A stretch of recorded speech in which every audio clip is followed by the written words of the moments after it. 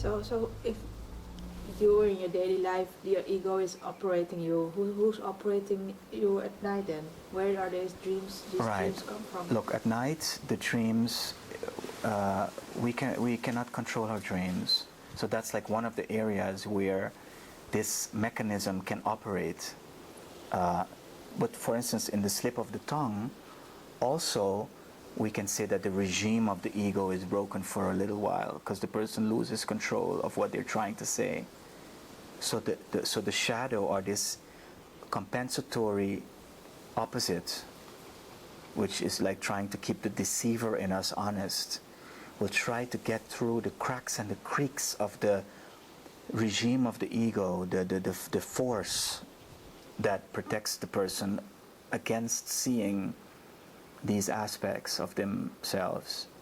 So the slip of the tongue or the dream, both are areas where the person has no control or limited control. Of course, you have situations where the ego is so powerful that even in the dreams they would tend to try to re-engineer the dream to not be exposed to that compensatory process. How would that happen in a dream? Well, you would get that person's... What kind of dream? You would have people often we would confuse these dreams with lucid dreaming, where the person would be able to change the dream. For instance, change the architecture of the dream as a way of limiting the influence of the unconscious or the shadow in the dream, and not letting the shadow compensate one. So for instance, one could change a stairway into another object. The point being that those are symptoms of a person that is becoming yet more intensive with that defense mechanism, to not listen to this force in your life that is trying to show you that you are not in balance. And the dream is just another area where this unconscious or the shadow can compensate you. But the body becomes another area where people have limited control, and hence where this mechanism can enter. So we get that symptoms are actually ways in which this mechanism can try to keep us honest, so to speak. You see, so many symptoms are actually there to help us out of the rule of the ego, which is ever more bent on control and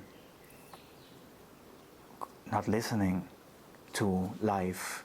You see? So this compensatory mechanism is a life. It operates in life. Outside of the ego. Yes, it's as it were a higher self-corrective principle of which the ego is also a subject. True.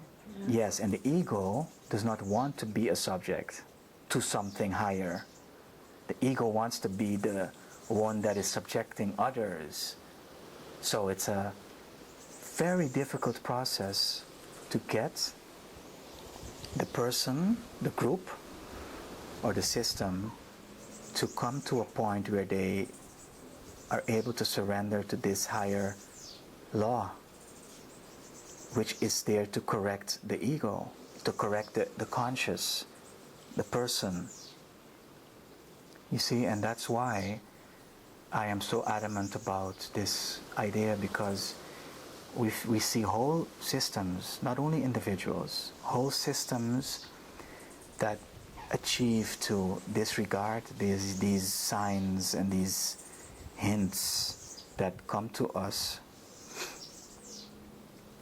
and achieve to then keep going into ever more one-sided forms of development. And the problem with this compensatory mechanism, or this universal law, is that it is superior to the ego, meaning the ego cannot submit it. So what happens is that when you don't listen to these signs in your life that are there to help to correct you, they keep getting more and more intensive and unbearable until they can completely neutralize you. And there are many examples of this one. When one starts to understand this, it's almost impossible to not see how it's operating. It's constantly operating in all systems. I had a dream lately of, a while back I posted a few dreams regarding Michael Jackson, and I recently had another dream in which a lady came to me to get me to show me Michael Jackson's things of his life before death, all of his stuff, and a lot of what was happening to him before he died. And then I told her in the dream, I showed her the unconscious like a storm forming. And that's a wonderful, actually, metaphor of how, when we achieve to keep disregarding this force we call the unconscious, all we do is we fuel its activation like a storm until this storm gets so huge that death can be the result. The unconscious is able to stop us, you see. And we're living in a system that has now built an ego-driven system, and a system of what we would call a worship of the ego, the sun. The sun is a principle of the ego, a symbol, a solar worshipping system where we have built up systems to protect us from that shadow or that compensatory mechanism. While all of these symptoms are a higher, coming from a higher level of the self trying to correct us. So for instance, disease is to a very, very high degree is actually the shadow trying to compensate us.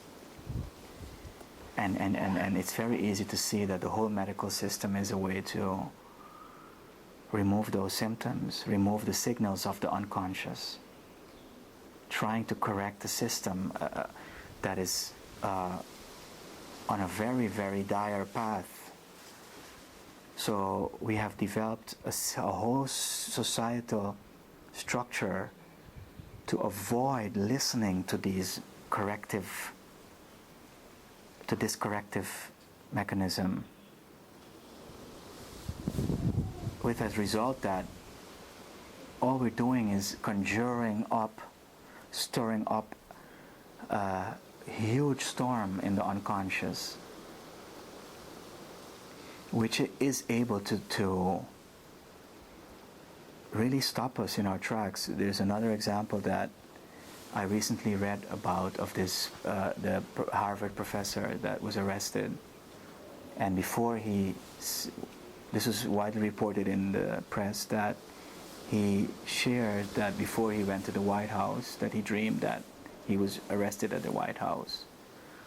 You see, and we that work with the dreams and with this mechanism, that means that it's the unconscious was actually signaling to him that arrest was actually orchestrated in the unconscious as a way to signal to him that he is off beat. You see, and when we study the dreams, all the accidents, all the diseases, all the problems, so-called accidents, everything that we attract into